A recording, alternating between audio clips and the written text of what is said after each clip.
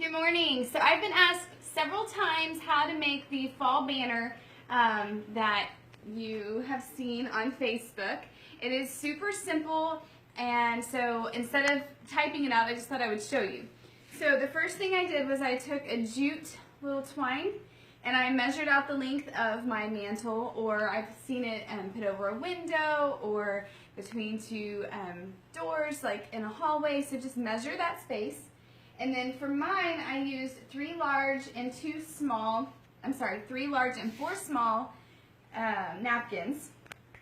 And this one was glued last night, so if you want to look, I put hot glue and then folded it over so it would hold a little bit better.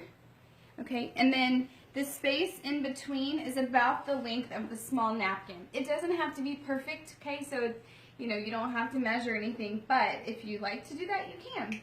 Okay, so then I just have pre-cut ribbons, and these are about, I would say, 10 to 12 inches long.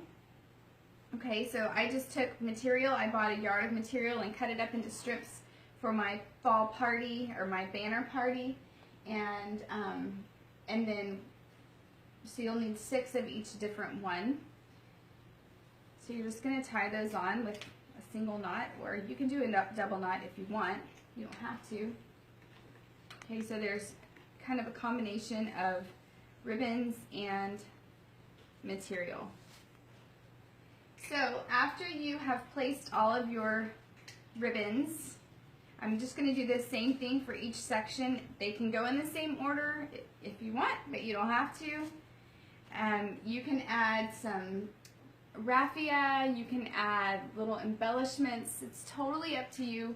So I found these little burlap leaves at Hobby Lobby, and some people like to put this kind of stuff, so you can add some of that, like, of course not like that, but you could just add little pieces on there as well. So that's about it. So you just keep tying until you have all the sections done, and then I made 2 bows. Basically all I did was make 2 loops, so 2 loops each way, and then I tied them with some more jute ribbon. I'm doing a small bow, but this is the big bow. Okay, so it's just like that. Tie the jute ribbon around it, and then I'm going to use that on the ends. Okay, so that's it. All right, so then you'll just hang your banner. I did have somebody last night, she made it more actually like a loop. If you have enough space, you can do that so you can hook it on to something. So I hope that helps. It's super simple.